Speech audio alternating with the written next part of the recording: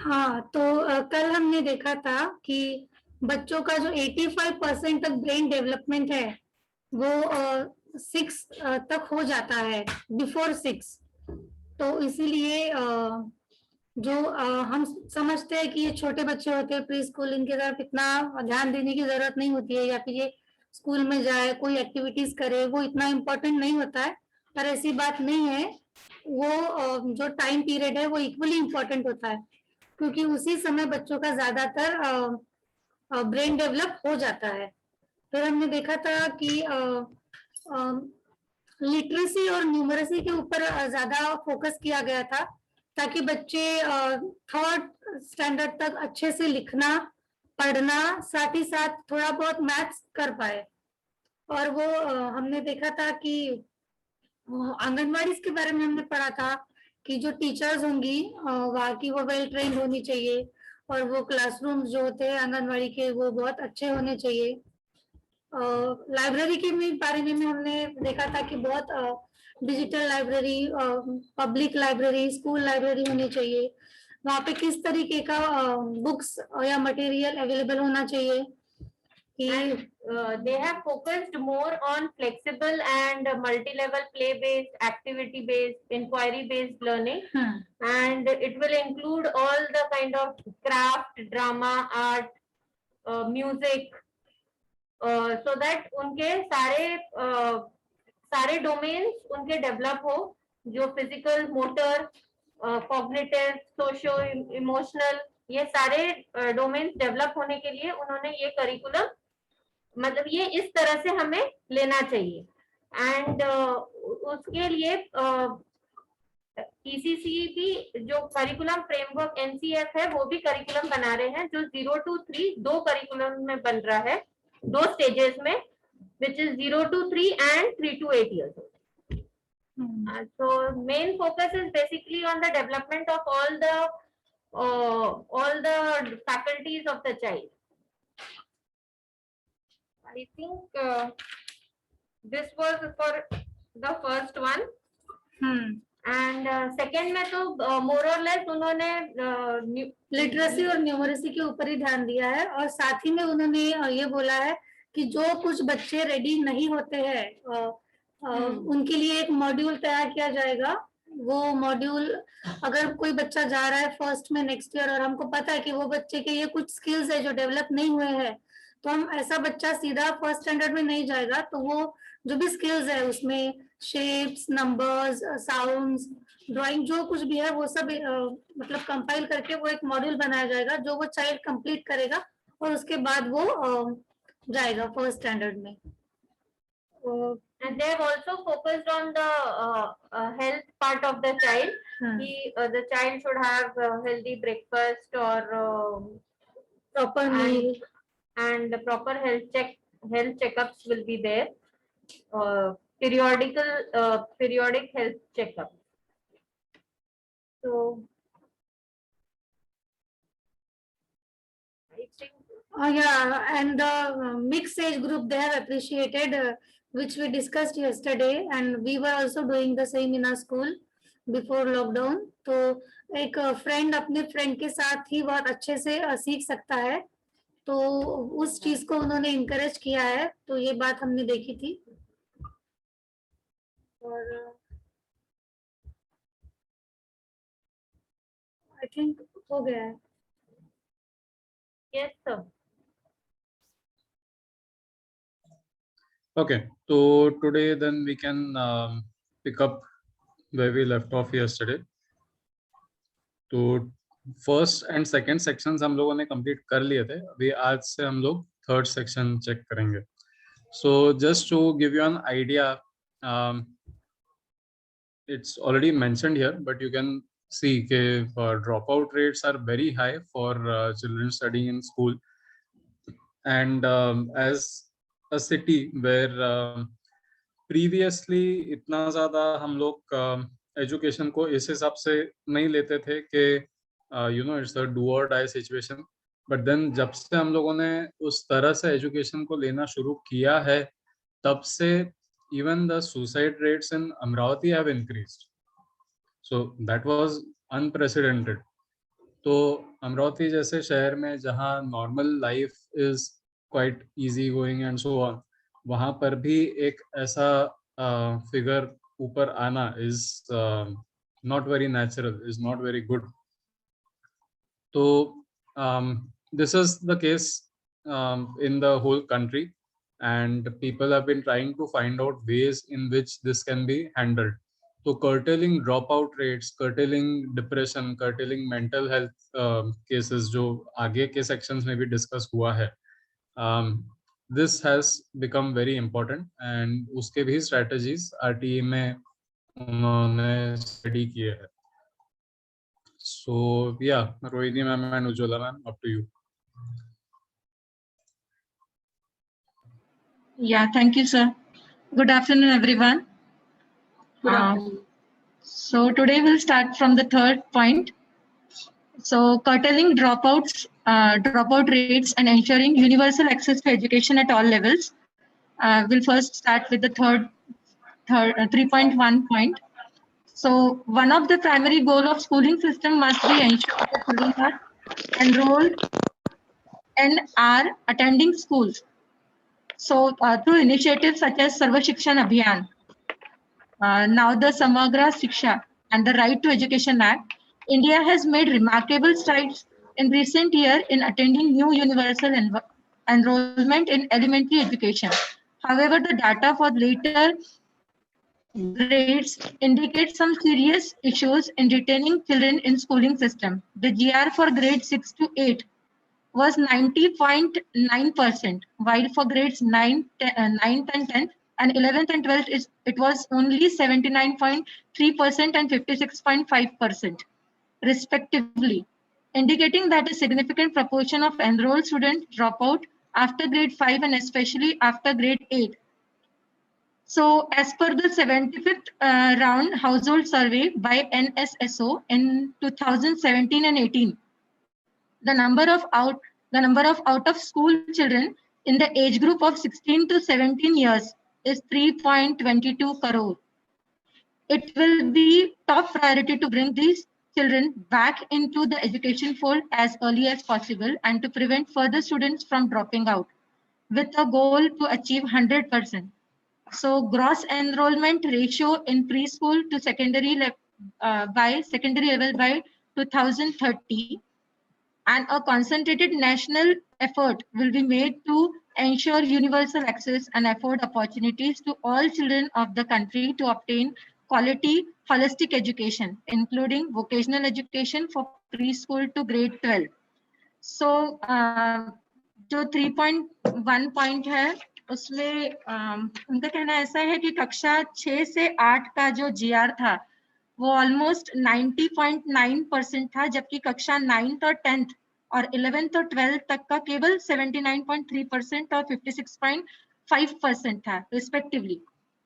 And ये जो आंकड़े हैं जो बताए हुए उन्होंने परसेंटेज, यह दर्शाते हैं कि किस प्रकार के कक्षा 5 और विशेष रूप से कक्षा 8 के बाद नामांकित छात्रों का महत्वपूर्ण अनुपात शिक्षा जो है प्रणाली से बाहर हो जाते हैं, जो ड्रॉप आउट हो जाते हैं. और 2017 और 18 में जो NSSO के 75% वाला 75 जो राउंड उनका हाउस होल्ड सर्वे हुआ था, उसके अनुसार 6 से लेकर 17 इयर्स के जो उम्र के जो बच्चे हैं, विद्यालय में जाने वाले जो बच्चे हैं, उनकी संख्या 3.22 करोड़ थी. और इन बच्चों को तुरंत वापस लाने के लिए उन्होंने सर्वोच्च प्राथमिकता जो प्री स्कूल वाला जो है ग्रेड 12 वाला वो उन्होंने किया है. Holistic education including vocational education, they are more concentrated national efforts will be taken for preschool to grade 12. So in मतलब ये जो 2017-18 था, इसमें 3.22 crore children were out of school. मतलब 6 से 17 साल के जो बच्चे थे ये स्कूल नहीं जा रहे थे, मतलब they had stopped going to school. 75th round household survey. Okay, ठीक है. Yes. So we'll move. Shama, would you like to add something? Sir, what is GER? Gross enrolment ratio, तो मतलब मेरे ख्याल से दिस इज जितने बच्चे total है इंडिया में, उसमें से कितने परसेंटेज बच्चे एक्चुअली स्कूल जा रहे हैं, या जितने लोगों ने रजिस्टर किया है स्कूल जाने के लिए। तो मतलब 6 से 8, ग्रेड 6 to 8 तक almost 91% of the children in India were enrolled. That is actually a good figure. मगर फिर 11th 12th तक it gets reduced to 56.5%. Yeah. तो almost 40% रिडक्शन होता है। 40% बच्चे 12वीं तक ड्रॉप आउट हो जाते हैं।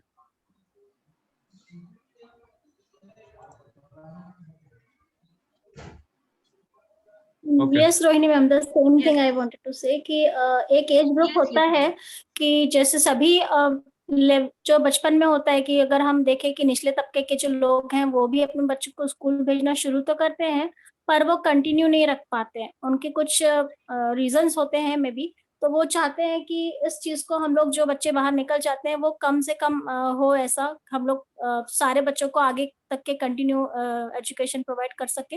इसके लिए वो शिक्षा प्रणाली को और ज्यादा अच्छा बनाना चाहते हैं, और ये उनका जो एम है, उन्होंने लक्ष्य निर्धारित किया है कि हम लोग ड्रॉप आउट लेवल जो है उसको कम करेंगे। यही इस पैसेज में बताया गया है। That's it.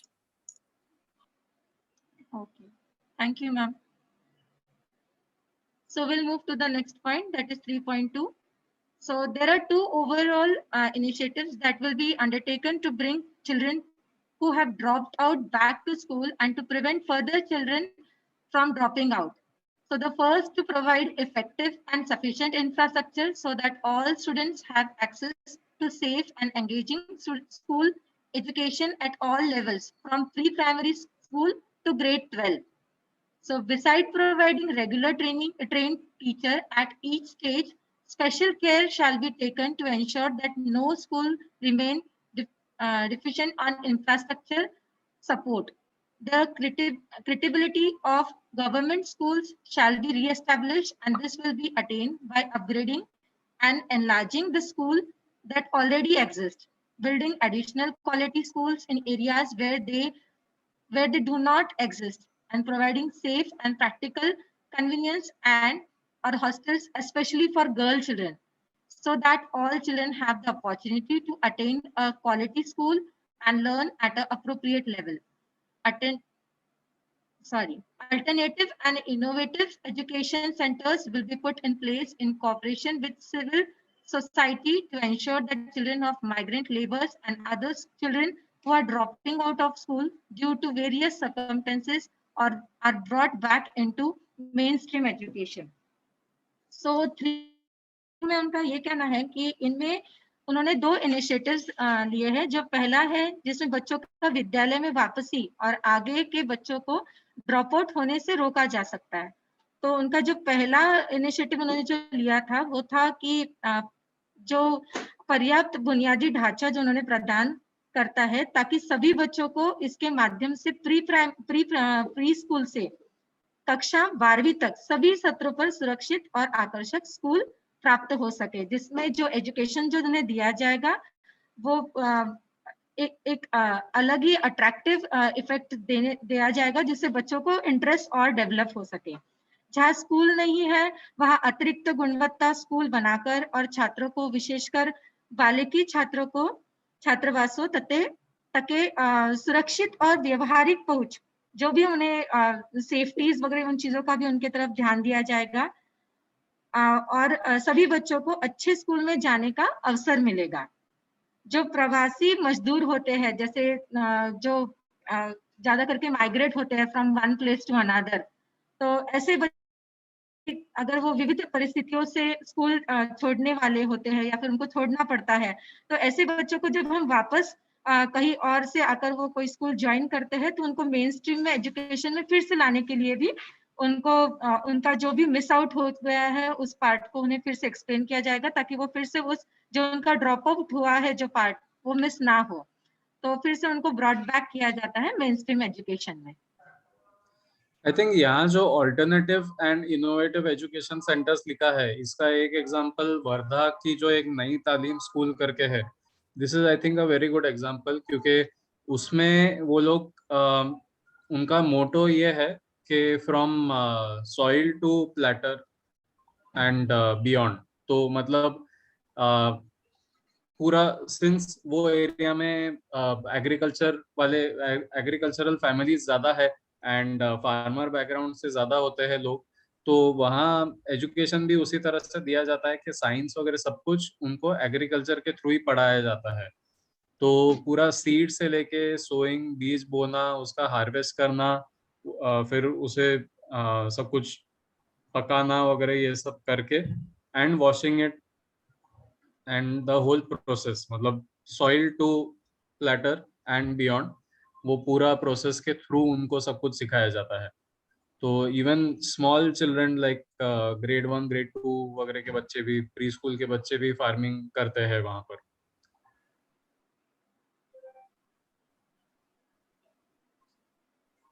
Yes, sir.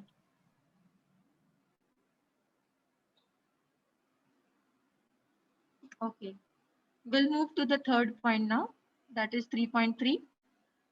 The second, now first we have seen, now we'll move to the second one. So the second is to achieve universal participation in schools by carefully tracking students as well as their learning levels in order to ensure that they, that is A, are enrolled in and attending schools, and B, have suitable opportunities to catch up and re-enter school in case they have fallen behind or dropped out. For providing equitable and quality education for the foundation stage through grade 12 to all children up to the age of 18. So suitable facilitating systems shall be put in place. Counselors or well-trained social workers connected to schools, school complexes, and teachers will continuously work with students and their parents and will travel through and engage with communities to ensure that all school-age children are attending and learning in school.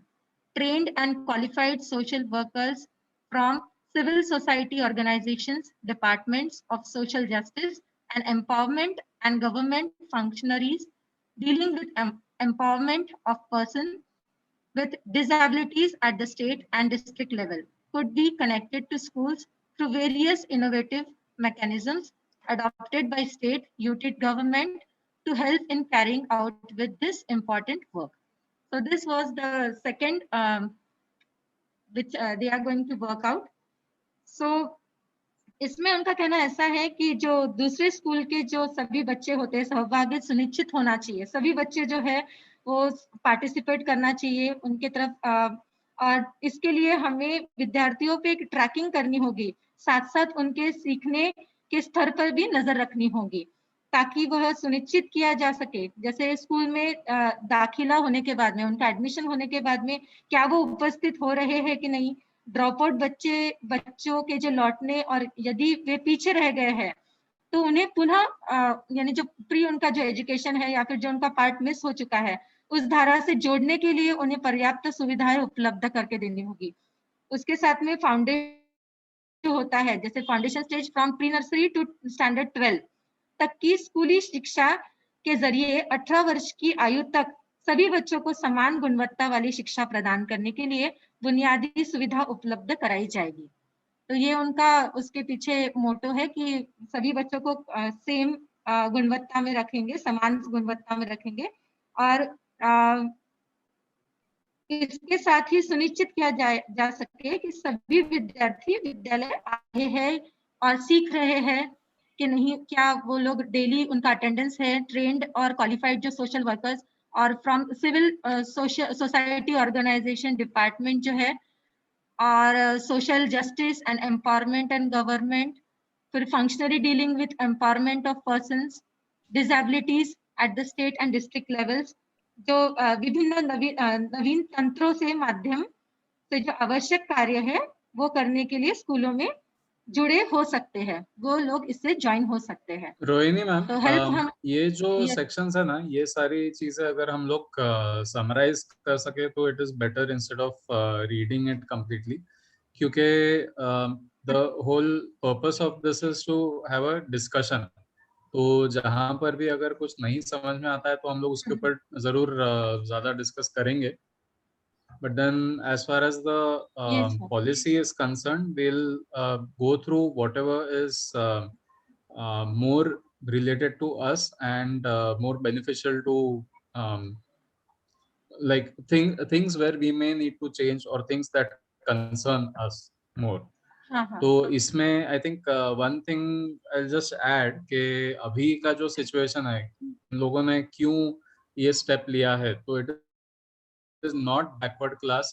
तो economically backward class comes under ये जो 3.5 के नीचे दिख रहा है हम लोग को, सोशियो इकोनॉमिकली हाँ, socio economically disadvantage. and the other group also they are talking about, सिर्फ ये SEDGs के बारे में नहीं बात हो रही है, it is also talking about people who have a spectrum of learning issues, learning challenges and so on. तो अभी के जो स्टैटिस्टिक्स है वो कुछ ऐसे है कि 1 in 5 children have mental health problems. हर 5 में एक बच्चा ऐसा पैदा होता है नहीं, हर 5 में एक बच्चा ऐसा बड़ा होता है जिनमें मेंटल प्रॉब्लम्स आए हैं। एंड ये किस तरह के मेंटल प्रॉब्लम्स है, तो फॉर एग्जांपल ADHD, तो there is a 43% increase in ADHD so far, मतलब अब तक जो रिसेंट स्टैटिस्टिक्स लिए है उसमें, एंड उसमें according to that 43% increase 1 in 3 children have ADHD।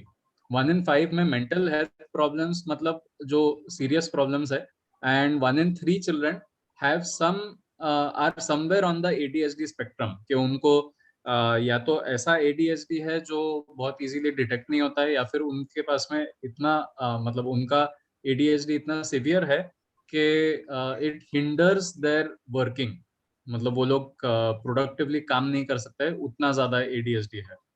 तो this is the spectrum, and 1 in 3 children are in this spectrum. 37% increase in adolescent depression has been noted, and 200% increase in suicide rate in children aged 10 to 14. तो ये इतने सारे problems होने के कारण ये सारे स्टेप्स वो लोग उठा रहे हैं। Yes. So the rest of it, if you can summarize and hitting the key points, the important points, so then we can continue. Yes. Shirisha ma'am, would you like to add something? No, ma'am. Hardik sir has said everything. Okay. Thank you. Okay. So we'll move to the next one, sir. 3.4. Yeah, we don't need to exactly move point by point, but sure. Okay. Yeah, so in 3.4, we'll move to the next point. So once the infrastructure and participation are in place, then according to that, ensuring qualities will be the key in retention of students, so that if the particularly like a girl child is there, so the students and from other socio-economic disadvantaged groups, so do not lose interest in attending schools. So जैसे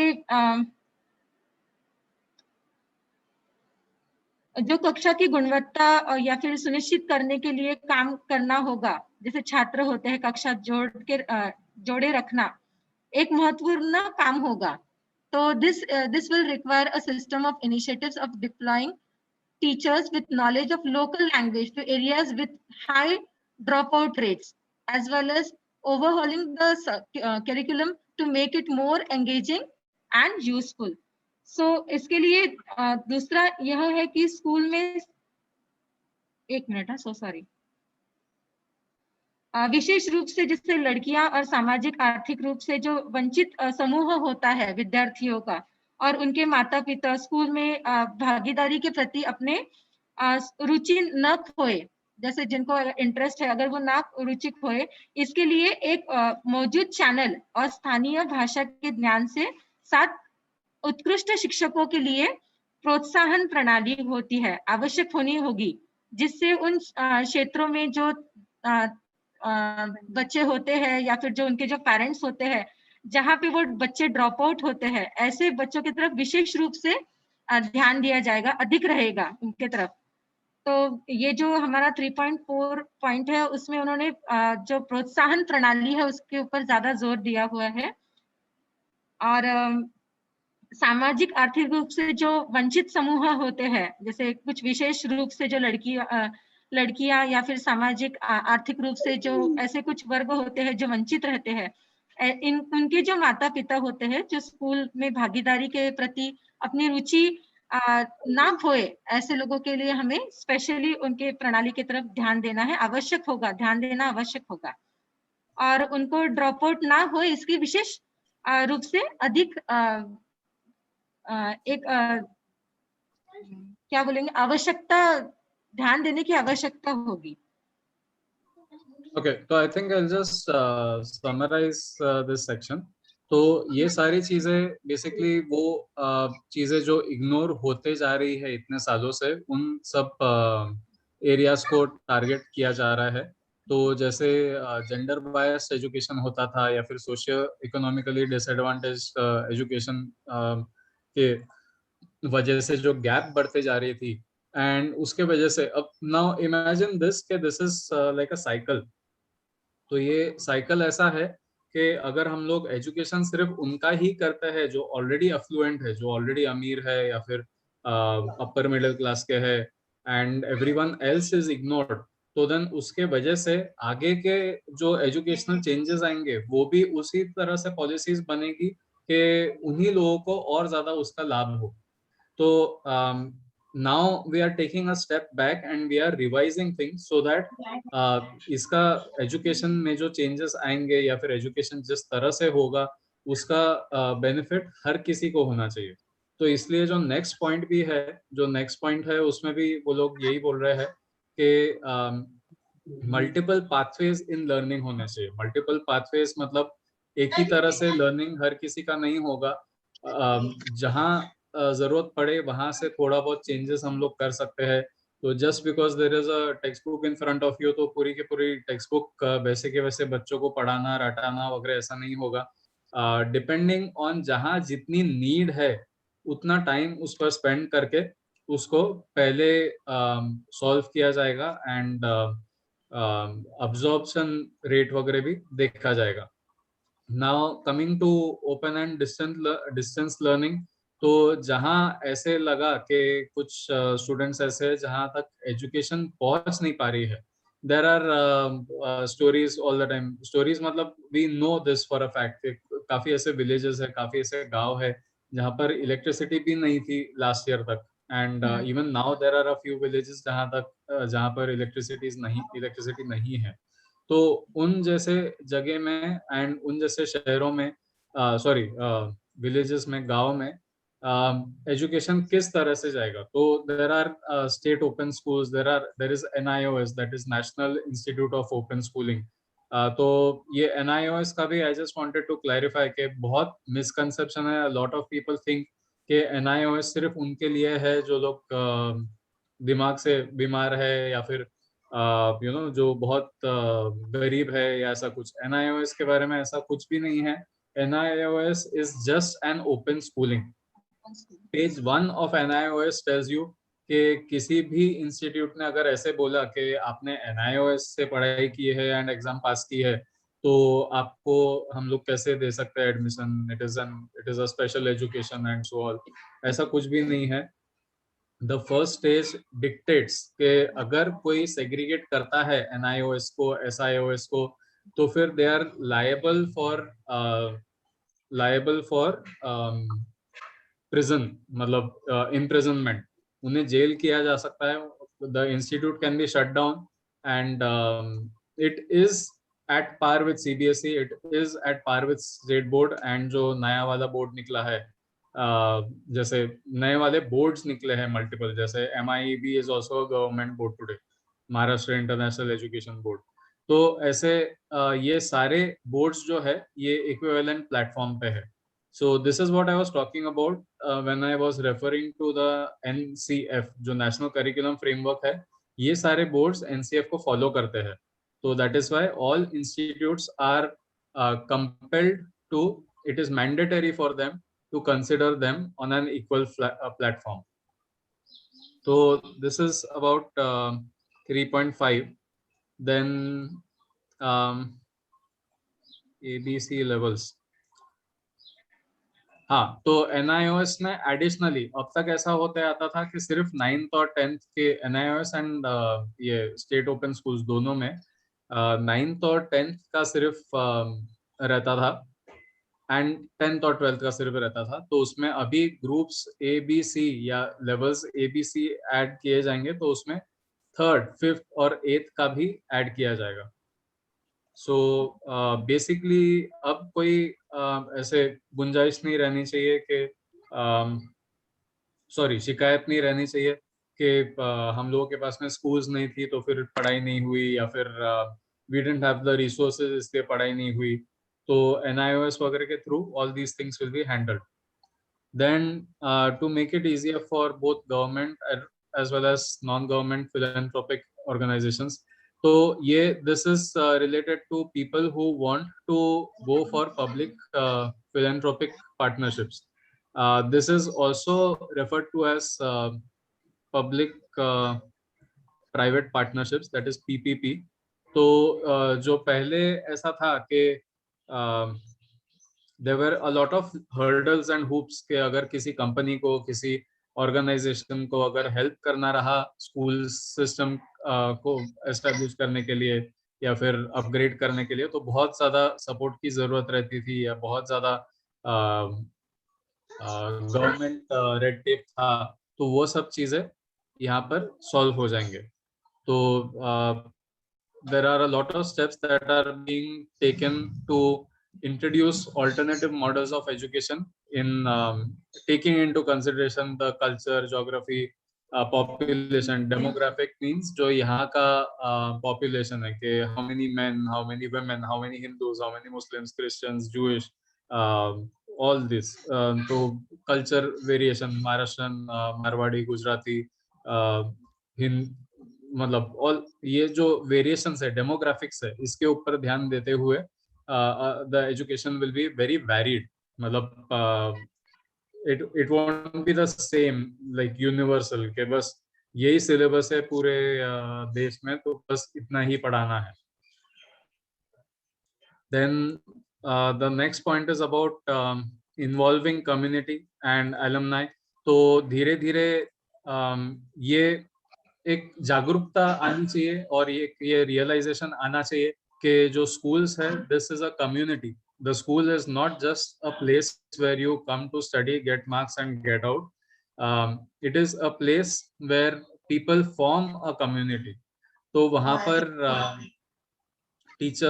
schools की जो responsibility है, it will be towards senior citizens, it will be towards school alumni, it will be towards the various parts of society. And ये community पूरा successfully काम करना चाहिए, इसलिए there will be a database of volunteers, scientists, government and semi-government employees. तो ये सारे जो लोग हैं and alumni and educators, तो ये जो डेटाबेस है, ये डेटाबेस का काम ये रहेगा कि किसी भी स्कूल को जब टीचिंग सपोर्ट चाहिए, गाइडेंस चाहिए, या उस स्कूल का जो पैरेलल कम्युनिटी है, वो कम्युनिटी को गाइडेंस चाहिए या फिर किसी तरह की हेल्प चाहिए, तो उसमें one-to-one tutoring and help will be provided by these people. ये जो scientists, government employees है, semi-government employees है, alumni है, and बाकी ex-teachers वगैरह है, so they will still be associated with the school in some way or the other. Okay, we come to the next point, that is curriculum and pedagogy.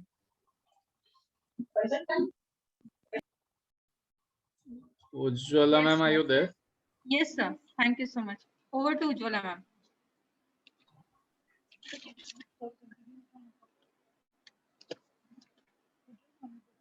Thank you, Rohini ma'am.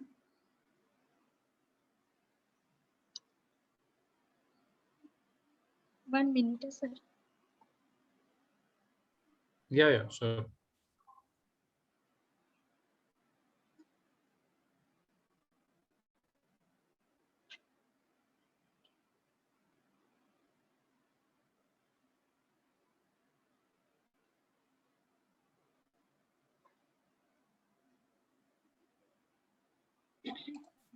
Ujjwala ma'am, I think we'll do only 5 points today because we started late.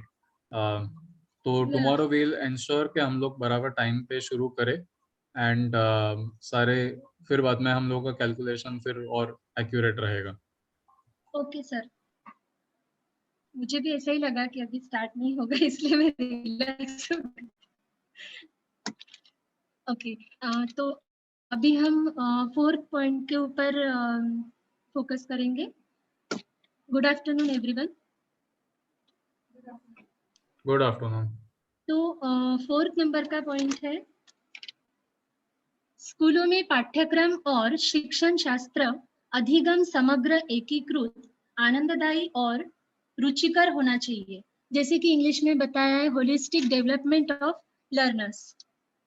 तो इसके लिए उन्होंने एक संरचना तैयार की है जिसके तहत 5+3+3+4 के नए डिजाइन में स्कूल पाठ्यक्रम और शिक्षण शास्त्र को पुनर्गठित करना, ये उनकी संरचना है. तो 5+3+3+4 ये क्या है? तो इसको हमें थोड़ा सा डिटेल में जानना होगा. तो 5+3+3+4 मतलब स्कूली शिक्षा के पाठ्यक्रम और शैक्षणिक ढांचे को पुनर्गठित किया जाएगा ताकि इसमें 3 से 8, 8 से 11, 11 से 14 और 14 से 18 की उम्र के विभिन्न पड़ाव पर विद्यार्थियों के विकास की अलग अलग अवस्थाओं के मुताबिक उनकी रुचियों और विकास की जरूरतों पर समुचित ध्यान दिया जा सके. तो ये ढांचा इसलिए तैयार किया गया है कि इन सारी उम्र के विद्यार्थियों के विकास की अलग अलग अवस्थाएं, जैसे कि हम जानते हैं कि हर एक उम्र की अवस्था जो होती है उस अवस्था में उनकी गरज और उनकी विकास ये अलग अलग तरीके से होता है. तो उस वक्त उन बच्चों की क्या जरूरतें हैं, उस उम्र की क्या जरूरतें हैं, उनकी अवस्थाएं क्या है, इसके ऊपर उन्होंने ध्यान देके उस तरीके के बदलाव लाने की कोशिश की है. तो इसीलिए स्कूली शिक्षा के लिए पाठ्यक्रम और शैक्षणिक ढांचे और पाठ्यक्रम रूपरेखा एक 5+3+3+4 डिजाइन से मार्गदर्शित होगी. उसके तहत क्रमशः फाउंडेशनल स्टेज 2 भागों में अर्थात आंगनवाड़ी, प्री स्कूल के 3 साल, उसके बाद प्राथमिक स्कूल में कक्षा 1 एवं 2 में 2 साल, 3 से 8 वर्ष के बच्चों सहित प्रिपरेटरी स्टेज दूसरी स्टेज है. इसमें कक्षा 3 से 5 तक 8 से 11 वर्ष के बच्चे, उसके बाद मिडिल स्कूल स्टेज जिसमें कक्षा 6 से 8, इसमें 11 से 14 वर्षों तक के बच्चे से रहेंगे. और सेकेंडरी स्टेज इसमें कक्षा 9 से 12 ये 2 फेज में रहेंगे. तो पहले फेज में 9 और 10 और दूसरे में 11 और 12, 14 से 18 वर्ष के बच्चे शामिल रहेंगे. तो 5+3+3+4 ये क्या है, इसके लिए हम थोड़ा सा जानने की कोशिश करते हैं. 5 का अर्थ है फाउंडेशन स्टेज. तो इसमें 3 साल बच्चे आंगनवाड़ी में प्री स्कूल शिक्षा लेंगे. फिर अगले 2 साल कक्षा 1 एवं 2 में बच्चे स्कूल में पढ़ेंगे. इन 5 सालों की पढ़ाई के लिए एक नया पाठ्यक्रम तैयार होगा और इसमें 3 से 8 साल तक की आयु के बच्चे होंगे. और इस प्रकार से ये 5 साल का चरण पूरा होगा. तो मतलब 5 मतलब क्या है, तो ये उन्होंने इस तरीके से बताया है. उसके बाद 3, तो 3 का अर्थ प्रिपरेटरी स्टेज. इसमें कक्षा 3 से 5 तक की पढ़ाई होगी और इस दौरान विविध प्रयोग माध्यमों से बच्चों को विज्ञान, गणित, कला आदि की पढ़ाई कराई जाएगी. इसमें 8 से 11 साल तक की उम्र के बच्चे होंगे। और तीसरा जो है 5+3+3, तो सेकंड नंबर का 3 यानी कि मिडिल स्टेज रहेगी। इसमें कक्षा 6 से 8 की कक्षाओं की पढ़ाई होगी और इन कक्षाओं में विषय आधारित पाठ्यक्रम पढ़ाया जाएगा। 11 से 14 साल की उम्र के बच्चे इसमें आएंगे और इसमें छठी कक्षा से ही कौशल विकास कोर्स की शुरुआत की जाएगी। जैसे कि इस तरीके के विषय जिससे उनको आगे के जीवन में उसका फायदा हो और कौशल उनके आत्मसात हो सके। उसके बाद लास्ट स्टेज है सेकेंडरी स्टेज, 4th।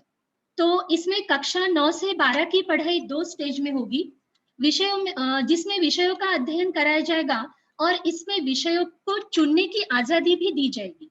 तो इस तरीके से ये 5+3+3+4 की संरचना बताई गई है। सर शिरीषा मैम, आप कुछ उसमें ऐड करना चाहेंगे? No, ma'am, it is very clear to everyone. Okay, I just want to add a few things here. एक तो Yes, ये sir. है कि जो फोकस एरियाज है, फोकस एरियाज इसमें ऐसा है कि जो प्रिपरेटरी स्टेज है उसमें फोकस रहेगा ज्यादा प्ले और डिस्कवरी और एक्टिविटी बेस्ड पेडागोजी पे।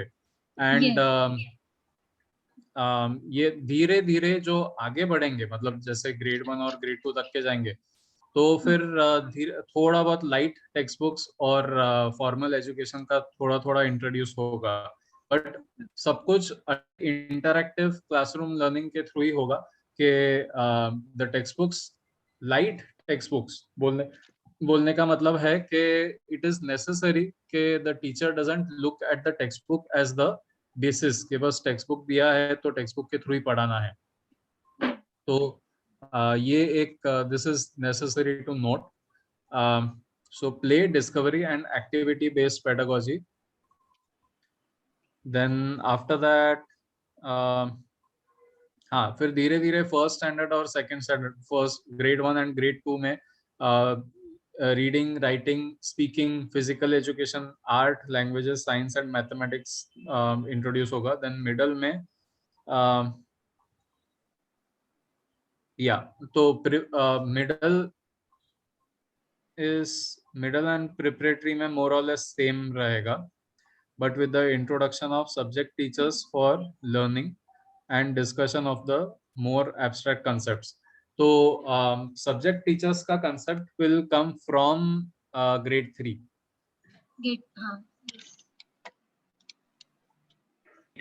Excuse me, sir, what is pedagogical style? Pedagogy is the way you teach.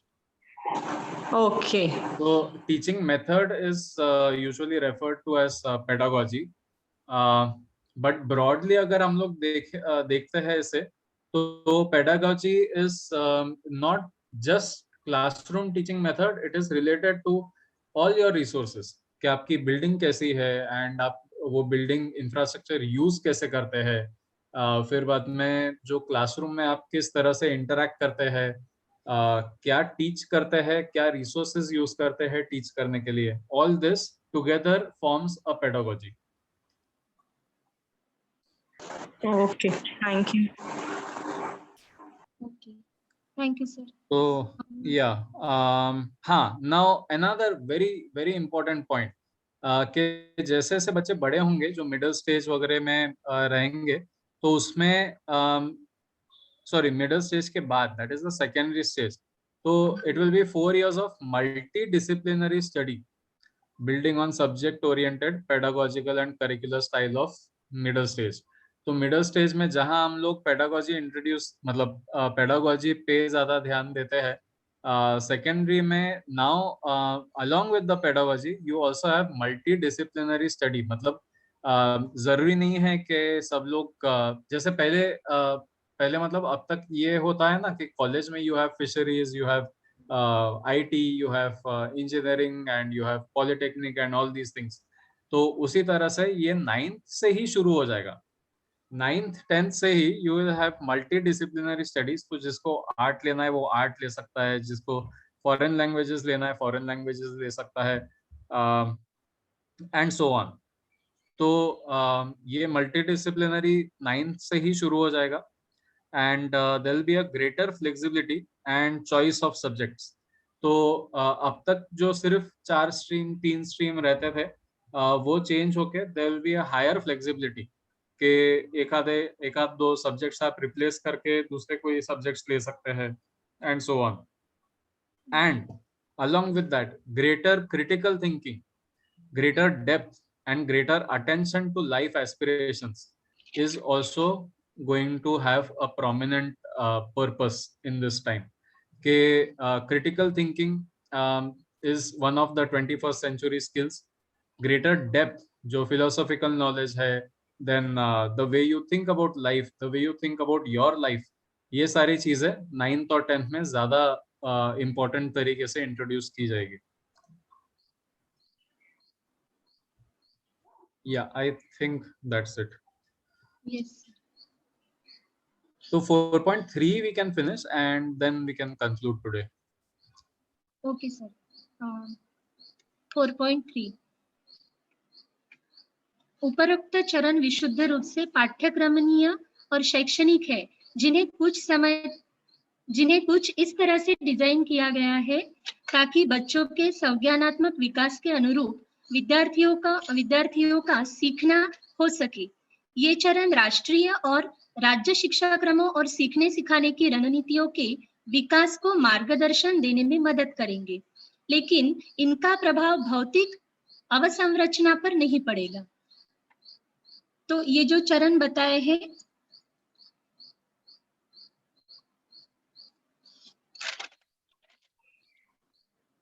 तो इसके ऊपर ही उन्होंने बताया कि बच्चों को उनके सीखने सिखाने की रणनीतियां जो है, जो जिस प्रकार से हम सिखाते हैं उसमें बहुत सारे चेंजेस उसमें होंगे जो उनके संपूर्ण विकास के और हमें बढ़ने के लिए मदद करेंगे। इस तरीके की उस चरण में उन्होंने ये किया है। सर इसमें कुछ आप तो वो लोग यही बोल रहे हैं कि अब तक जो करिकुलम सिस्टम था कि एक बार बना लिया फिर 30 साल 60 साल तक के हम लोग वही फॉलो कर रहे हैं, वो सिस्टम अभी चेंज हो जाएगा। Now what will happen is के हर बार जो क्लासरूम टीचिंग मेथड्स में चेंजेस लाने पड़ रहे हैं टीचर्स को, या फिर टीचर्स का जो लर्निंग है, स्कूल्स का जो लर्निंग है, ये सारा इसका एक डेटाबेस बनेगा, इसके ऊपर चर्चा होगी and state and national curriculum हर साल इसके हिसाब से बदलेगा। वी सी के आजकल के जो बच्चे हैं वो हम लोगों से अलग तरीके से सीखते हैं, हम लोग अपने पूर्वजों से अलग तरीके से सीखते हैं एंड सीख चुके हैं एंड सीख रहे हैं। तो इसलिए इट इज वेरी नेसेसरी कि एक फ्लेक्सिबल करिकुलम रहे। तो हर साल जो करिकुलम बदलेगा, it will be according to the last years learning, according to the previous years learning. But इसके वजह से फिजिकल इंफ्रास्ट्रक्चर में कुछ चेंज लाने की जरूरत नहीं पड़ेगी। So that is all that they have mentioned. One part that we missed out today, does anyone have any questions about how LDs work? LDs मतलब ये जो dyslexia होता है, learning disabilities बोलते हैं, learning challenges बोलते हैं कभी कभी। किसी को इस पे सवाल है? Because that was a big part of the last section, but हम लोगों ने वो बहुत ज्यादा डिटेल में देखा नहीं।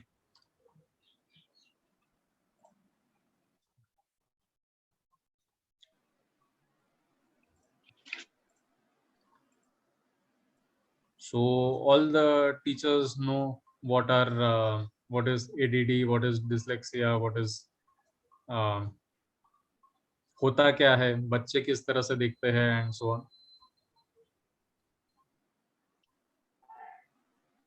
ये सर थोड़ा थोड़ा पता है, not an expertise, but we know some of the things.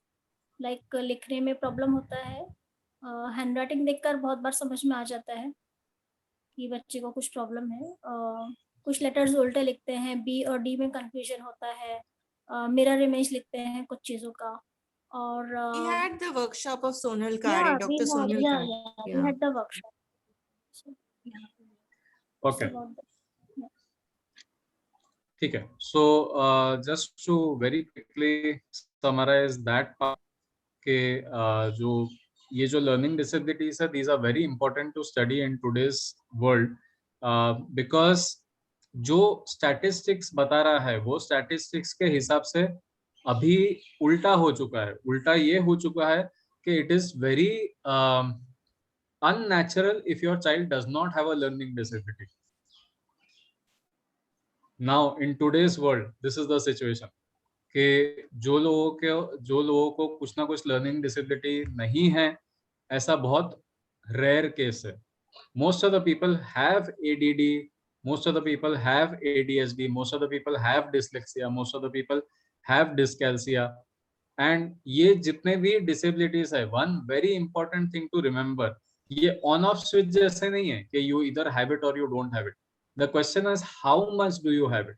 तो उसका एक स्पेक्ट्रम होता है, जैसा ऑटिज्म वगैरह का भी स्पेक्ट्रम होता है.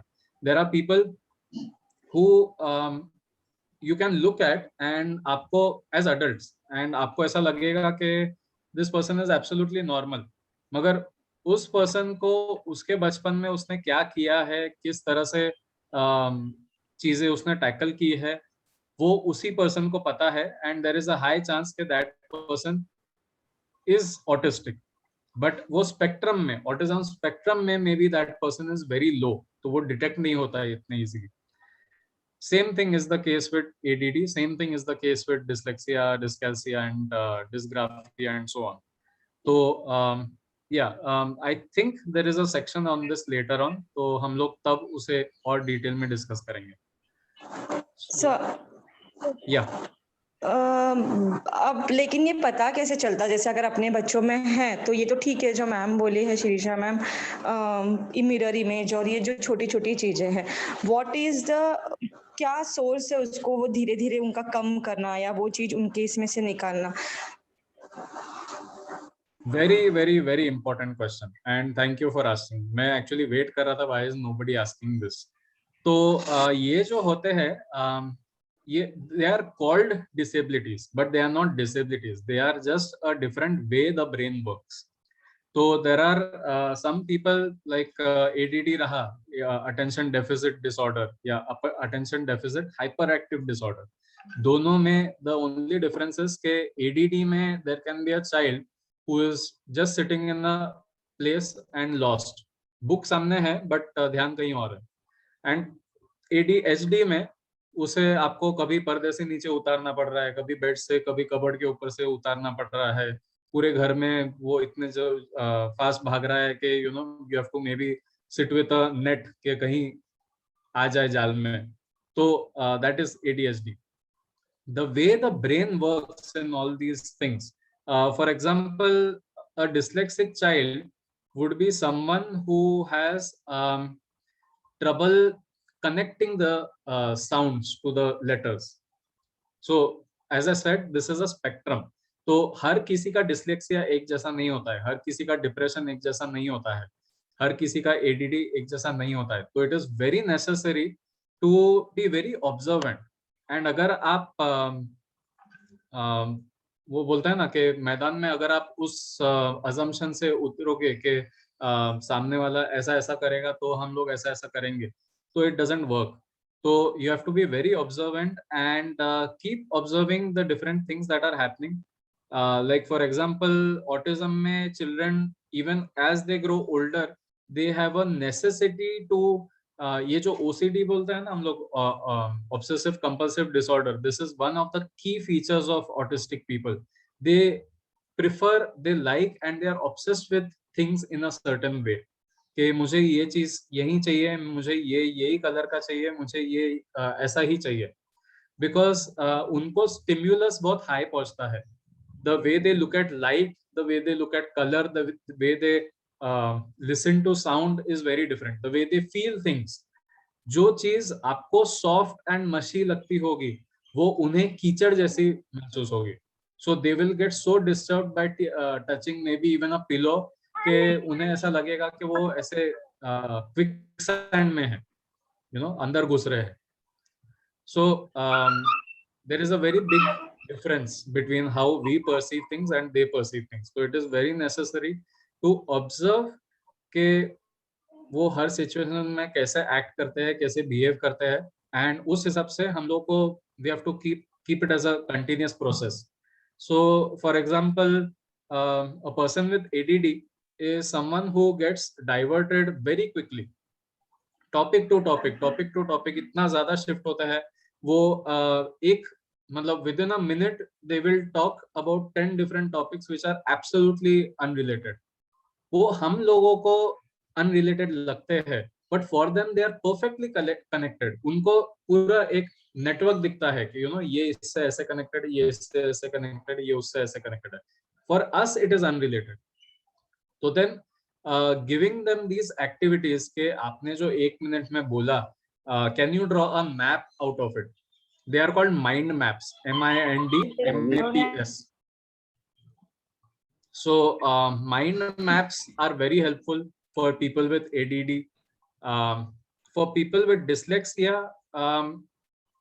try different things, क्योंकि dyslexia में usually it is sound and letters का issue. तो उनके लिए अगर आप you have different activities. So for example, I don't know, if you have a drumstick and drumstick अगर आप if it is in the shape of a D, and if you keep playing dum dum dum, so then that sound can help them understand. तो ये normally regular interaction से, regular तरीके से आगे जाके tackle हो जाती है, but we have to be understanding and supportive. Most of the people with dyslexia, most of the people with ADD are highly intelligent. Can you imagine what would happen if someone with ADD is the CEO of a company in a city where the economics are failing? इतने सारे हजारों problem है, लोग focus है वो problem solve करने में, but a person with ADD will be able to provide 100 different solutions in 1 minute. So बहुत मतलब mental power बहुत है, but they need to be made to feel comfortable. They need to be made to feel okay, because people don't let them feel okay. Excuse So me. yeah. So I have a question कि अगर see in preschool we see lot of kids where they don't remember the sounds. ये सारी problems आती है, या फिर they are very hyperactive, but over a period ये सब चीजें उनकी कम हो जाती है, या फिर वो उनका एक फेज रहता है जिसमें वो ये करते हैं और उसके बाद वो चीज कम हो जाती है automatically. So I don't think so that means कि वो उनको उस समय they are an ADHD child, right? See, we can never tell for sure until unless you have a specialist, and even the specialist will tell you the same thing कि इसे marginal है या borderline है. तो because as I said कि अभी अगर किसी को ये सब चीजें नहीं है, these people are rare. If you want to take a different perspective of it, और एक अगर अलग नजरिए से हम लोगों को अगर इसे देखना है, तो you can say that this is the modern way of brain development. It is no more a disability. It is no more a क्या बोलते हैं हम लोग special case scenario. This is today the norm. मतलब अब जो modern बच्चे पैदा हो रहे हैं वो ये स्किल के साथ पैदा हो रहे हैं कि they can think about 10 different things at the same time. तो that is why it is necessary to manage it. We can't say कि it is a disability. It is a challenge, yes, I am not denying that, but it is a challenge क्योंकि the rest of the world is stagnant. No, the rest of the world is moving so slow. उनको the reason why most of the children nowadays get frustrated is के why are my parents so slow, या why are my why is the society so slow, because उनका दिमाग बहुत तेज दौड़ रहा है and unfortunately उनको वो speed manage करना कोई सिखा नहीं सक रहा है. That is why it turns into a disability. So most of the children we see in lower classes, there is a high chance that they are probably just in this situation because of imbalance in energy, like digital या technology का बहुत ज्यादा obsession है, but there is also a high chance कि they already have this dyslexia या whatever. And ADD is the most common today nowadays. And the problem why it goes away later on is because they learn to manage it. Most of them are borderline, most of them are on the edge, but a few of them जिनका वो handle नहीं होता है, जिनको वो care नहीं मिलता है, उनके लिए it becomes a disability, उनके लिए it becomes a challenge. So yeah, as it has been written in the chat box, different types of activities play very important roles in this. Yes, playing badminton, sports, yes, badminton, cricket, sports are a very big help. हाँ, but sports also can be a bit of a problem. तो जैसे कुछ बच्चे अगर ऐसे हैं जिनको ये सब चीजें नहीं है, या जिनका बहुत स्ट्रेट फॉरवर्ड दिमाग चलता है, तो उस केस में there is a chance that they won't understand the problem of someone who can't catch the ball.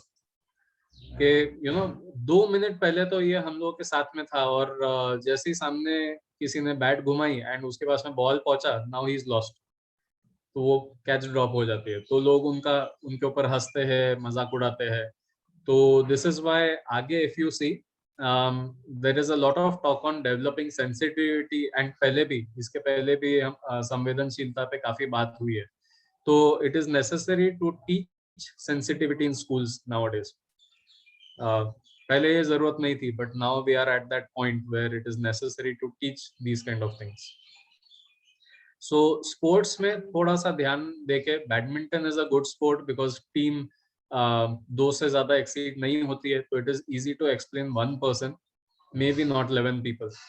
But normally in social structures, games में people balance it out. So sports are a very good way of tackling these things, learning disabilities. And one more important point, the reason why these different activities help a lot is because imagine this way कि आपका brain है, okay? In your brain you have 1 point which is for language, and you have 1 point which is for speaking, okay? Then you have 1 point which is for a certain topic, like maybe cars, okay? So if I have to talk about cars publicly, first of all I have to have a center which is about people, who am I talking to. Second, the language. Third, the topic, cars. And fourth, the speaking part, like the movement of my mouth to be able to say something, that part. So my pronunciations are clear, so I'm loud enough, and all these things. जब ये सब चीजें align होगी, तब ही मैं इन चीजों के बारे में बात कर सकूंगा ना. Unfortunately, in some cases, this wiring is not so straightforward. It is maybe going through the other half of the brain and then coming back. So, wo correlation banana takes a long time. So, in their case, sometimes if you have a zone of singing in the same side of the brain, तो गाने के through अगर आप पढ़ाएंगे, तो then वो link यहाँ से जाती है, यहाँ से नहीं जाती है. So, bypassing the circuits is what it is referred to as. So these activities help in creating multiple connections. Multiple connections अगर किसी चीज को है, तो automatically the brain is faster in doing that activity. So that is why it is necessary to have so many activities. Actually मेरे को ऐसा लगता है कि वो बच्चों के ऊपर भी थोड़ा सा डिपेंड करता है. जैसे अब हमारे घर में मनन है, ही इज सुपर एक्टिव, मतलब उसको बोलना पड़ता है कि यू सिट एट 1 प्लेस, और वो हॉप करता है. एक्चुअल में हॉप करता है, यहाँ से वो कुछ और बात बोलेगा, वहां से वो कुछ और बात बोलेगा, ऐसा होता है. But he loves blocks. उसको ब्लॉक्स इतने ज्यादा पसंद है कि वो पूरा दिन एक रूम में सिर्फ ब्लॉक से खेल सकता है. तो ये वो मनन को खुद को ये चीज पसंद है। अगर ये चीज अगर हम लोग धैर्य और प्रीतिश में देखते तो दे लव ब्लॉक्स, लेकिन वो इतनी देर नहीं खेल पाते वो चीज से। तो ये मनन के लिए एडवांटेज ही हो रहा है कि किधर ना किधर उसका पूरा टाइम वो एक ही चीज करने में थोड़ा कंसंट्रेशन, या धीरे धीरे जो उसका वो क्या बोलते हैं, वो जो इतना एक्टिव है, जो थोड़ा सा उसका इधर से उधर हॉप होना वो कम हो सकता है आगे के लिए। अभी तो इतना जल्दी नहीं ध्यान में आएगा वो चीज, वो धीरे धीरे ध्यान में आएगा, लेकिन वो एक्चुअल में वो पूरा दिन बैठ सकता है वो ब्लॉक्स के लिए।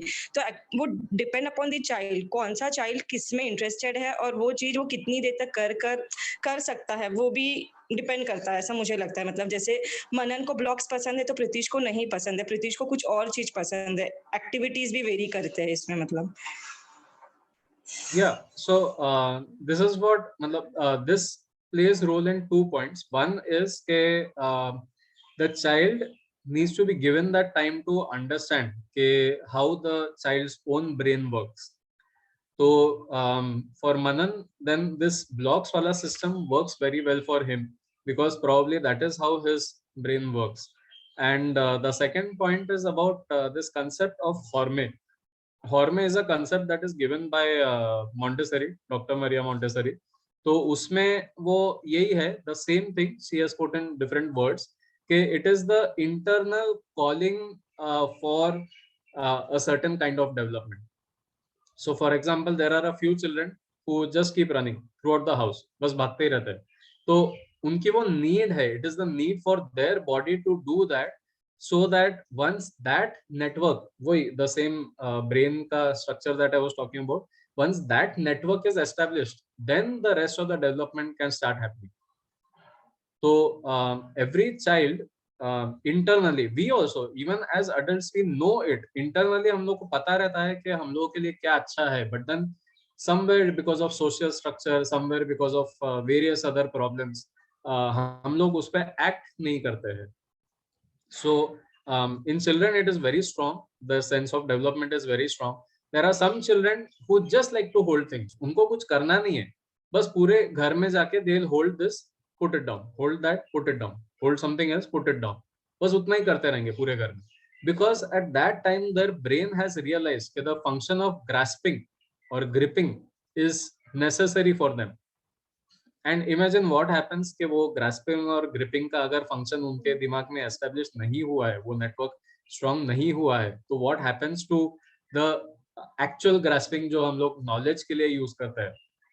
Ultimately the mechanism is the same, no? आप जहाँ हाथ से पकड़ रहे थे, अभी आप mentally capture कर रहे हैं किसी चीज को. तो अगर physical grasping अगर develop नहीं हुआ है, तो mental grasping कैसे develop होगा?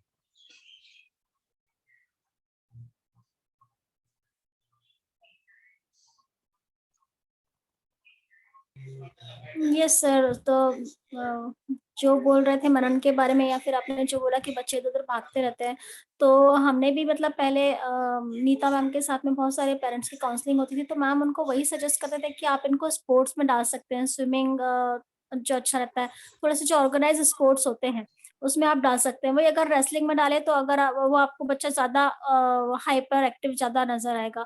अगर आप उससे स्विमिंग में डालते हैं या फिर बैडमिंटन खेलने लगाते हैं तो उसका कंसंट्रेशन डेवलप होता है। तो ऐसी वाली चीज़ें एक्टिविटीज़ करवानी होती है जो थोड़ा-सा खुद को उसको समझने में थोड़ा-सा टाइम ले रहा हो और वो खुद को चैनलाइज़ कर सके और उसकी एनर्जी को भी सही दिशा मिल सके, तो वो थोड़ा-सा शांत हो सकता है। तो जैसे मॉर्निंग वॉक के लिए भी हम लोग बोलते थे मॉर्निंग में बच्चों को रनिंग के लिए लेकर जाओ फिर स्कूल भेजो, तो वो थोड़ा-सा काम करता है ये सब चीज़ें।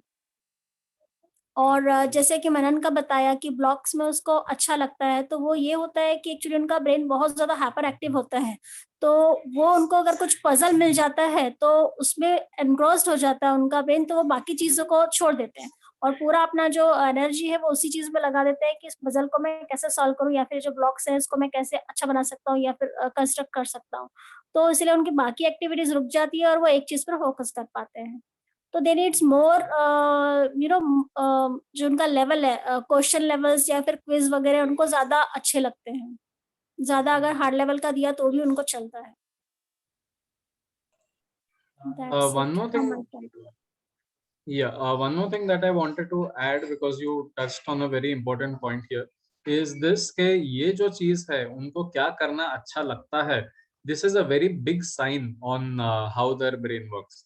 So for example, अगर आप blocks का ही देखो, तो blocks में आपको you will have to take into consideration के what is the child exactly doing. You will have to you know diffuse it into the different elements कि उसमें क्या क्या हो रहा है. When before starting to make the structures, is the child arranging the blocks in a certain kind of order? So maybe the child likes to arrange things. Is the child segregating it by type? So segregation is something that the child likes. Does the child enjoy dropping the blocks more? So maybe the sound is something that the child likes. If the child likes to put it back together more, so maybe unke dimag mein the way knowledge is created is by piecing things together. तो ये सारी चीजें हम लोग critically अगर observe करें तो this gives you अ की of how someone thinks. And ये कैसी चीज है, ये हम लोग बहुत पहले करते थे, बहुत ज्यादा करते थे, because all this knowledge, this is not new knowledge, this is very old knowledge. But कहीं तो भी because of our schooling system, because of our society, ये सारी चीजें इग्नोर हो गई एंड सुपरसीड हो गई. मतलब we completely ignored all these things. But today now even the government is taking into consideration के बहुत हो गया. It is very necessary to put this in focus, put this in the limelight today.